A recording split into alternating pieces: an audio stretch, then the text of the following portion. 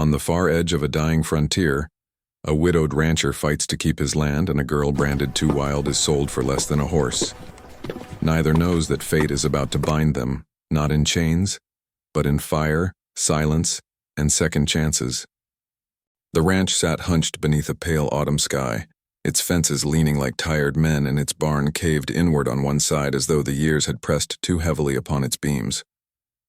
Dust curled at the edges of the yard, chasing the boots of Jonas Hale as he worked the morning alone. The man's shoulders bent forward not from age but from solitude, from the long burden of drought, debt, and widowhood. He carried the look of one who had fought storms, prairie fires, and loneliness alike, and had grown silent beneath their weight. By midday, the sound of wagon wheels rose along the road. Jonas paused at the well, wiping the grit from his brow. The wagon was small, its canvas patched, the mule thin-ribbed and weary.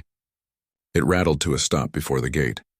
The driver barely met Jonas's eye as he lifted his hand and motioned to the passenger seated in the back.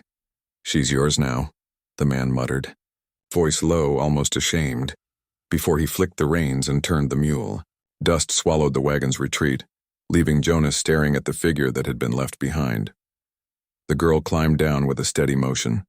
Though her shawl was too thin for the cutting wind and her boots scuffed from long miles, her dark hair was bound in a braid, frayed at the edges as if it had been pulled too tight and too often.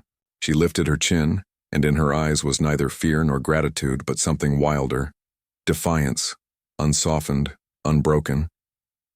Jonas had heard the whispers in town. A girl passed from house to house, each time sent away, too stubborn, too sharp-tongued, too unwilling to bend her spirit into the mold others demanded. Too wild, they called her, with a sneer that made her sound less than human, more trouble than worth. He studied her in silence, jaw set hard. "Name?" he asked finally. "Elena." Her voice carried the flatness of one who had grown used to being bartered. She did not lower her eyes, and for that Jonas found himself strangely unsettled. "You'll work here. Keep the place clean. Cook what there is." His tone was plain, clipped, no kindness behind it. Elena gave the faintest nod. No gratitude, no complaint. The wind tugged at her shawl and she drew it tighter, though it was poor defense against the chill. Jonas turned toward the house, gesturing with a stiff hand. "This way." Inside, the air held the scent of smoke and old wood. The house was not large. One main room with a hearth and table, a narrow sleeping corner for himself, and a small loft above where she might lay a pallet. It was clean enough, though spare. The fire burned low, casting faint shadows across the rifle mounted over the mantel and the single rocking chair set close to the hearth. Elena stood a moment, her gaze tracing the walls, the scars in the wood, the stillness of the place. She set her small bundle of belongings on the floor without a word. Jonas busied himself with the kettle, though his motions were slow, almost reluctant. As evening fell, silence thickened between them. Jonas took his seat in the rocker, boots planted wide, hands folded heavy on his knees. Elena sat on a stool near the fire, her braid falling over one shoulder, the flames painting red across her cheek. They did not speak. The house seemed to groan with the weight of two souls pressed together under one roof, both carrying ghosts they would not name. Jonas thought of his late wife, her shawl still folded in the trunk at the foot of his bed, her laughter buried deeper than any grave he had dug. The sight of another woman in the house stirred something raw in him, a mixture of anger and ache. Yet this girl was not her, nor anyone like her. She was sharp where his wife had been gentle, steady-eyed where his wife had been soft. Elena, for her part, felt the silence like a wall built high around her. She had known rejection enough to expect it here, too, yet there was no malice in this man's eyes, only a hollowness, as though some part of him had already died. She set her jaw, unwilling to shrink. Better to endure the cold honesty of loneliness than the cruelty of false warmth. The night wore on. Outside, coyotes sang across the dry hills, their cries thin beneath the stars. Inside, the fire cracked and shadows flickered on the rafters. Jonas rocked in his chair, the motion steady, like the ticking of a clock. Elena wrapped her shawl tighter, the wool scratchy against her skin, and fixed her eyes on the flames. Two exiles sat in silence, a man who had buried love and could not touch it again, and a girl branded untamable, unwilling to bow. Neither expected comfort from the other.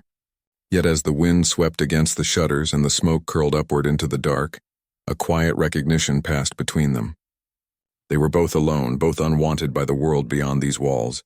It was not trust nor even understanding, only the faint awareness that survival in such a land might depend on sharing the same fire. And so, without words, they began. The days that followed slipped into a rhythm as unyielding as the land itself. Morning light stretched pale across the plains, pulling Jonas from his bed before the first warmth reached the earth. His boots struck the ground heavy, each step a memory of years spent walking the same paths, hauling the same weight. He worked with tools scarred by time, handles smoothed by calloused hands. The hammer's head sat loose on its haft, the shovel bent from rocky soil. Jonas carried them anyway, unwilling to part with things that had once been new in brighter years. His palms bore the proof. Skin cracked and blistered, blood ground into the creases. Elena followed her own rhythm, quieter but no less steady.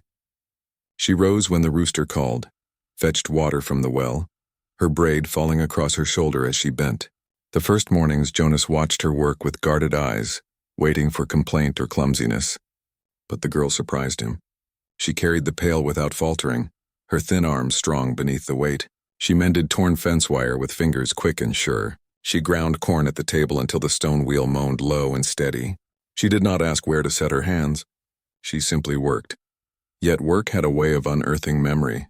Jonas would pause, shovel pressed into earth, and hear his late wife's laughter carried on the wind. The way she used to sing while hanging laundry, the hum of it spilling from her without thought. He would shake himself back into silence, jaw locked, and drive the shovel deeper. For Elena, it was the voices that haunted. Bent over the grinding stone, she heard them. Neighbors who had turned her away. Women who whispered sharp as knives. Too unruly, too wild, too much. She had carried those words like stones in her pockets, heavy, impossible to set down. Each turn of the stone seemed to echo them back at her, until she pressed harder, jaw tight, as if she could grind them to dust. Evenings brought no release. The two of them sat in the small room, the fire their only company. Jonas took the rocking chair, body slouched in weariness, eyes drawn to the rifle hanging above the mantel. He stared at it not with longing, but with the grim recognition of what it meant: protection, survival, endings.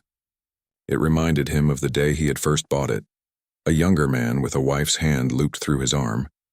That memory pressed too sharply, and so he rocked instead, the chair creaking like an old sorrow. Across the room, Elena braided her hair. Her fingers moved with rough insistence, pulling strands tight, weaving them together until the braid felt like a shield. Each knot was a rebellion, a promise not to be undone. She had little else to claim as her own. No fine dress, no jewelry, no gentle words. But she had her hair, her hands, her will. In silence, she built herself again each night with those braids. Sometimes rain came, soft and steady, pattering against the roof. On those nights, the silence between them shifted, less sharp, less cutting. The firelight wavered, shadows dancing across the walls as though the house itself held breath. Elena would glance toward Jonas, seeing the lines of grief carved deep, the way his shoulders slumped as if carrying the memory of more than fences and debt. Jonas, for his part, would catch the glint of her eyes in the firelight, unyielding but tired, and wonder at the strength it took for one so young to stand against the world's weight. They did not speak of it. Words once spoken could not be taken back. Instead, silence grew into something that stitched, slow and uneven, like rough thread pulling torn fabric together. Not comfort, not yet, but proximity. One evening, as rain drummed soft, Elena reached into her bundle and drew out a scrap of cloth, an old kerchief, edges frayed, colors faded. She set it on the table, smoothing it flat. Jonas saw her do it, though he did not ask. In return, the next day, he left his late wife's shawl folded in the trunk but lifted the lid long enough to touch it, fingers brushing the worn wool. He shut it again quickly, breath caught in his throat. Some things were too heavy to share. The ranch itself seemed to listen. The sagging fence groaned in the wind. The half-collapsed barn leaned closer to the earth each week. The land had seen abandonment, yet it still clung to life. Weeds pushed through cracks in the soil. Grass bent low but did not die. In that persistence, Jonas and Elena mirrored it, two lives frayed by rejection, still refusing to vanish. On the seventh night, the rain came harder, rattling the shutters. Jonas sat in the rocker, shoulders hunched. Elena sat closer to the fire, her braid coiled over her shoulder, fingers absently twisting its end. The flames painted the rifle steel in orange and gold, and for a moment Jonas thought of handing it to her, testing whether her hands were steady enough, her courage strong enough. But he said nothing, only rocked, listening to the storm. Elena lifted her gaze, catching the reflection of firelight in his hollow eyes. She did not speak, but she did not look away. And Jonas, weary as he was, did not break the stare. Something passed between them then, wordless but true. Neither of them belonged to the world outside these walls.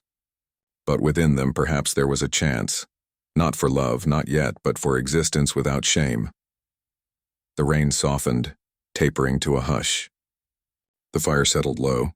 Jonas stopped the rocker's motion, leaning forward, elbows on knees. Elena let her braid rest against her back, fingers falling still. Silence stretched, but it no longer weighed so heavily. It felt instead like a fragile truce. Both of them, alone for too long, had begun to sense that loneliness need not be a life sentence. It could be endured together. The sky turned black without warning, clouds rolling fast across the plains as though the horizon itself were being dragged under a dark sea. Jonas had known storms all his life, yet even he felt the unease settle into his bones as the wind rose sharp, driving dust against the windows and bending the dry grasses flat. By evening, the shutters clattered against the walls and the air carried the taste of rain and iron. Jonas had just finished bracing the barn doors when the sound of hooves broke through the gale. He straightened, jaw set. Few rode willingly into such weather unless pushed by trouble or carrying it. Out of the gray came a rider, broad-shouldered, face shadowed beneath a dripping hat. The man pulled his horse up hard at the gate and swung down with a practiced ease. A rifle rested in the scabbard at his saddle and a pistol hung heavy at his side. His boots struck the mud with the sound of a man who belonged to no place for long. Jonas stepped forward, arms folded, rain stinging his face. "Storm's bad," he said flatly. The rider lifted his head. His eyes were pale, cold as sleet.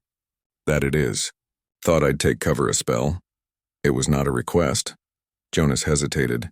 Hospitality was law on the frontier, yet so was caution. Before he could answer, thunder cracked overhead and the rain poured down in sheets. He gave a curt nod and motioned toward the house. Inside, Elena looked up from the hearth as the door burst open. The stranger entered with the storm still clinging to him, dripping water across the floor. She rose, instinct tightening her shoulders. Jonas followed, shutting the door hard against the wind. The firelight revealed the man more clearly now. Scarred hands, a jaw rough with stubble, eyes that scanned the room as though measuring what could be taken. He set his hat on the table without asking and crouched by the fire to warm his hands. "Much obliged," he muttered, though the words lacked weight. Elena kept her distance, standing tall despite the unease threading through her. Jonas moved to his chair, the rocker creaking as he sat. He did not take his eyes from the man. The stranger spoke as the storm beat against the roof. He told of cattle raids along the river, of settlers finding stock gone or worse. His voice carried no sympathy for the victims, only contempt for those he claimed responsible. Tribes pressed too far, men too proud to share land. His words dripped bitterness, sharp as knives flung into the firelight. Jonas said little. He listened, the lines at his eyes deepening, his silence heavy. Yet when the man's gaze lingered too long on Elena, on the curve of her braid, the shape of her hands folded steady in her lap, Jonas's stillness shifted. His boots planted firmer against the floor. His jaw clenched, though no words passed. Elena felt it, the unspoken shield rising between her and the man. She did not shrink from the stranger's stare. Her eyes met his squarely, sharp and unflinching. She had been judged before, cast off as too wild, but she would not bend here. Her silence carried its own defiance, and in it lay a warning. She was not to be handled as a prize, nor pitied as a burden. The storm deepened. Rain hammered the roof like fists, and the wind moaned against the walls. Shadows flickered across the room, stretching long and thin. The rifle above the mantel gleamed with each flash of lightning, a quiet reminder of the balance in this house. The stranger leaned back, eyes narrowing at Jonas. "Not safe out here, alone. Hard land for one man." His tone was edged as though prodding for weakness. Jonas rocked once, slow, the chair groaning beneath him. I managed. No more was said. The hours crawled. The storm pressed on. The fire guttered, and the stranger finally drew his blanket tight about his shoulders and settled against the far wall. Sleep claimed him in fits, his hand never straying far from the pistol at his side. Jonas remained in the rocker, eyes half-lidded but alert. Elena lay in the loft above, though rest did not come. She listened to the storm's roar and to the rhythm of the chair below, steady as a watchman's oath. By dawn, the rain eased to a whisper, clouds breaking to reveal pale light across the sodden earth. The stranger rose, gathered his hat, and without ceremony saddled his horse. He offered no thanks this time, only a nod sharp enough to cut. Moments later he was gone, the sound of hooves fading into the damp horizon. Jonas stood in the doorway, watching until nothing remained but the quiet of the washed land. His shoulders lowered, the tension leaving him slow. Behind him, Elena stepped softly from the loft, her eyes still wary but steady. The house felt different without the stranger's presence, as though the storm had scoured more than the earth outside. They had weathered danger together, silent, unspoken, but undeniable. Jonas had stood as a shield. Elena had stood unbowed. In the flicker of stormlight, their true natures had shown, and though no words passed, both knew something had shifted. A bond had begun, not chosen, not spoken, but forged in silence like iron in the fire. The storm passed, but its echo lingered within the walls. For days after the stranger's departure, the air inside the house felt weighted, charged with words left unsaid. Jonas carried himself more watchfully, his glance flicking toward Elena whenever she worked outside, as though danger might come riding from the horizon at any hour. His protectiveness was not loud, but it pressed against her all the same, like a hand on the shoulder holding her still. Elena bristled beneath it. She had not survived rejection and loneliness only to find herself caged again, even by someone who meant no harm. She carried buckets without help, chopped kindling with strokes sharp and certain, and braced the fence posts herself when wind tore them loose. Each time Jonas tried to step in, she pulled back, the fire in her eyes sparking against his silence. At first, the clashes came small. Jonas reached to take the heavy pail from her hands. "You'll wear yourself out." Her chin lifted. "I can manage." He let go, but his jaw tightened. The silence that followed was longer than the words exchanged. So it went. Harsh remarks slipped out, then fell into long, brittle stretches of quiet. At night, the rocking chair groaned as Jonas leaned his weight into it, staring at the rifle on the wall as if it could explain to him how to keep the world safe. Across the room, Elena's braid grew tighter each evening, her fingers tugging until the strands gleamed like polished rope. Each knot was a statement. I will not bend. The tension built like heat beneath a lid, waiting to break. Yet neither stormed, neither shouted. They were not people of excess. Their wounds had taught them restraint, but restraint could sting worse than anger. One afternoon, while Jonas worked the field, Elena wandered through the house in search of mending cloth. Her steps drew her to the old trunk at the foot of Jonas's bed. The lid creaked as she lifted it, and inside lay relics of another life. Folded quilts, a prayer book, a shawl worn soft with use. And beneath them, wrapped carefully in tissue gone yellow with years, a wedding dress. Elena touched it with tentative fingers. The fabric had dulled, the lace frayed, yet it breathed of a woman's laughter, of vows spoken in spring. She did not feel envy nor longing to wear such a thing herself. What she felt was understanding. Ghosts lived in this house, Jonas's ghosts, and they weighed heavy as chains. She closed the trunk with quiet reverence, her own scars aching in answer. That night, when Jonas returned, he sensed something different in the air. Though Elena said nothing, he saw in her eyes the knowledge of what she had touched, the unspoken acknowledgement of the wife buried years ago beneath snow. He did not rebuke her. He simply sat in the rocker and rocked as though motion itself kept the past from collapsing upon him. Elena watched him from across the fire. She did not pity him. Pity was for the weak. What she felt was recognition, that he carried ghosts as she did, voices that would not let him rest. Her ghosts came in the form of women who had called her wild, of men who had turned her away as unfit for any decent home. His ghost was one woman, loved and lost, her absence carved into every board of this house. The silence that grew between them was no longer only sharp. It was restless. They circled one another like wary animals, each unwilling to yield, yet unwilling to wound. The house became a crucible, fire and iron shaping them, testing whether they might be forged into something stronger or broken apart by their own solitude. One evening, after supper, Jonas reached for words but found them clumsy. "You ought not work so hard in the field." "It isn't," he faltered, then settled on. "Fitting." Elena's eyes narrowed, but her voice was steady. "What isn't fitting is wasting strength. If I can mend a fence, I'll mend it. If I can split wood, I'll split it." He looked at her across the fire, the flames casting her shadow tall against the wall. He saw the defiance that had made others cast her aside. Yet, for the first time, he wondered if what others called wild was simply the shape of her survival. Their gazes held, sharp and unyielding, until finally Jonas looked away. The rocker creaked beneath him, and Elena turned back to her braid, fingers nodding with steady resolve. Outside, wind whispered through the grass. Inside, the fire burned low, its embers glowing like coals banked against night. Beneath that roof, two souls did not battle one another so much as the temptation to remain forever closed, forever alone. Trust could not be forced. Love could not be demanded. Both knew this, though neither said it aloud. If anything was to grow between them, it would come slowly, earned in silence, proved in fire, and built not on pity but on equal strength. And so the tension stretched on, shaping them both like iron in the hands of an unseen smith. The morning broke dry and sharp, the sun burning red through a haze of dust. Jonas was mending the east fence when the first sound reached him, distant hooves too many for chance. He straightened, hat brim shadowing his eyes, and scanned the horizon. Figures emerged, 4 riders pushing fast across the ridge. Even at distance, their posture carried the shape of hunger and lawlessness. Cattle thieves, the kind that moved like brush fire, swift and careless, taking what they wanted and leaving ruin. Jonas's breath steadied, though his chest tightened. He dropped the hammer, reached for the rifle leaning against the post. The old weapon felt heavy, familiar, its stock worn smooth by years of use.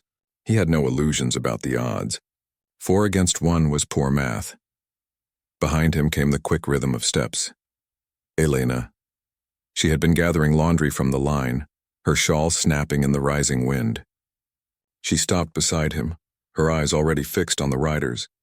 There was no fear in them, only the fierce glint of one who had been cast aside too often to run again. "Inside," Jonas said sharply, voice low but commanding. Elena did not move. "No." The word rang clear against the wide silence of the plain. Jonas turned, rifle gripped tight. "It's not your fight," her jaw set. "It is. This is my roof too. My work's in these fences, these fields. If they take it, they take me as well." For a long breath, Jonas stared at her, the wind tugging at her braid, her shawl whipping like a banner. He saw in her stance the same stubbornness that had made others call her wild. But here now it was not defiance against him. It was loyalty, fierce and unshaken. He gave the smallest nod. Then he turned back to the riders. The thieves closed fast, their laughter carrying cruel on the wind. One fired a shot skyward, the crack splitting the still air. Jonas lifted the rifle, steady as stone. Elena moved to his side, a length of wood gripped like a staff, her hands unflinching. "2 of you," one rider called out as they slowed near the yard. "Won't be enough," Jonas said nothing. He leveled the rifle, the moment stretched. Then chaos broke. A shot rang from the thieves, spitting dust near the fence post. Jonas answered, his rifle bucking against his shoulder. One rider reeled back, his horse screaming as the man clutched his arm. The others pressed forward, hooves tearing the earth. Elena stood firm, striking with her staff when one rider swept too near. The wood cracked across his leg, sending him lurching in the saddle. She did not flinch. Another tried to wheel toward the corral, but Jonas fired again, driving him off. The fight was brief, more fury than skill. Dust rose in choking clouds, horses shrieking, men cursing. At last, faced with resistance they had not expected, the thieves pulled away. They rode hard for the ridge, one wounded, the other spitting oaths that vanished on the wind. Silence fell heavy in their wake. Only the moan of the wind and the faint crackle of the fence wire remained. Jonas lowered his rifle, chest heaving. Elena stood beside him, hair loose where her braid had frayed, her shawl torn at the hem. Her hand still gripped the staff, knuckles pale, but her eyes shone fierce and steady. Jonas looked at her then as he never had before. Not as a burden forced upon him, not as a girl too wild to be kept. She had stood beside him when it mattered, had met danger with unshaken resolve. Equal, that was what she was. Born not to trail behind but to ride at his side. For a long while neither spoke. The dust settled, the sun climbed higher, the ranch standing scarred but unbroken. At last Jonas set the rifle aside and drew in a breath that felt cleaner than any in years. That evening, the fire burned bright within the hearth, its glow softening the walls, its warmth easing the sting of the day. Jonas sat in the rocker, but his posture was different, less slouched, less weighed down. Across from him, Elena unwound what was left of her braid, fingers working slow, strands falling loose around her shoulders. The silence between them had changed. No longer cold or brittle, it held weight of another kind. Gratitude unspoken, respect hard-earned, something that glowed like embers beneath ash. Jonas studied the fire, then let his gaze drift to her. He did not thank her aloud, for words felt too small. But she saw it in his eyes, the acknowledgement, the shift, and she nodded, subtle as though she had been waiting for nothing more. Outside, the land lay still, the sky stretched wide, the scars of the skirmish fading into dusk. Within the house, a new quiet settled, a quiet not of distance, but of something rising, slow and certain from the ashes of danger. It was not yet love, but it was the fire between them, lit at last. News of the raid did not stay on the ranch. It rode the wind to town with the swiftness of rumor, carrying tales of cattle thieves driven off and of a girl too wild for any home standing shoulder to shoulder with a widowed rancher. By the time Jonas saddled his horse to fetch supplies, whispers had already curdled into judgments waiting at the edge of Main Street. Elena mounted beside him, her shawl mended but still frayed at the edges, her chin held high. Jonas glanced at her once as if to ask if she wished to remain behind, but she shook her head. The decision was hers, and it was final. Together they rode, dust lifting from the trail, their silence thick with resolve. The town gathered as towns will, eyes following as the pair reined in near the mercantile. Some men spat into the dirt, contempt sharp in the curl of their mouths. Others smirked, their laughter carrying the sting of scorn. Women whispered, some with pity, some with curiosity. Yet Jonas, who had carried the weight of shame like a yoke since the day his wife was lowered beneath the snow, no longer bowed beneath their gaze. He dismounted slow, shoulders square, and offered Elena his hand as though it were the most natural act in the world. She took it. The gesture spoke louder than 100 words. He did not hide her behind him. He did not shield her as though she were fragile. He stood beside her, a man weathered but unbroken, and she stood with him, her eyes meeting the crowd without lowering, without apology. The reckoning was not of guns or fists, but of presence. Jonas's quiet defiance, Elena's unbent spirit, together they shaped a truth that even the cruelest tongues could not undo. Those who once dismissed her as unruly now saw a woman unflinching in the face of contempt. Those who pitied Jonas as a hollow man now glimpsed the steel of dignity returned to him. A murmur rippled through the crowd, shifting from ridicule to uneasy respect. Jonas gathered what he needed: flour, salt, lamp oil, his movements calm, deliberate. Elena walked with him, shoulders straight, each step marking a refusal to vanish into shadows. When they returned to their horses, the silence of the crowd clung to them heavier than words. Not admiration, not yet, but something harder to dismiss. The ride home stretched wide beneath the sky, the horizon painted in copper and rose by the sinking sun. The land that once felt barren now breathed with a different promise. Dust lifted soft behind their horses, curling like smoke that did not choke but cleansed. The ranch ahead, its sagging fences and weather-beaten barns, no longer seemed a place of exile. It was theirs, remade not by wealth or ease but by stubborn endurance. Jonas rode straighter in the saddle. Elena's braid brushed her back, loose strands lifting in the evening wind. Between them no words were needed. The silence carried weight, but it was not heavy. It was steady, like the beat of hooves on packed earth, like the pulse of something begun in hardship and tempered in fire. That night, the hearth glowed bright, flames licking against the stone as shadows danced across the single room. Jonas set aside the rocking chair, choosing instead the stool by the fire nearer to her. Elena unbraided her hair fully, letting it fall free around her shoulders, not as a display but as release. They did not speak of love, For love was not a thing to be claimed in haste. It was proven in smaller acts, in the way Jonas set another log upon the fire so the warmth would not fade, in the way Elena pushed a cup of coffee toward him without asking if he wanted it, in the quiet meeting of their eyes, unguarded for once. The silence remained, but it was changed. No longer the silence of strangers bound by necessity, nor the silence of grief and rejection. It was the silence of peace. The hard-earned kind, forged through danger and defiance, through shared survival when the world would have cast them both aside. Outside, the wind shifted, carrying the scent of sage and rain on the horizon. Inside, firelight softened scar and shadow alike. Jonas let his gaze rest on her, and though his words stayed unspoken, his choice was clear. He would not walk alone anymore, and Elena, once labeled too wild for any man's roof, knew at last she had found a place not as servant, not as burden but as equal. The ride home was complete.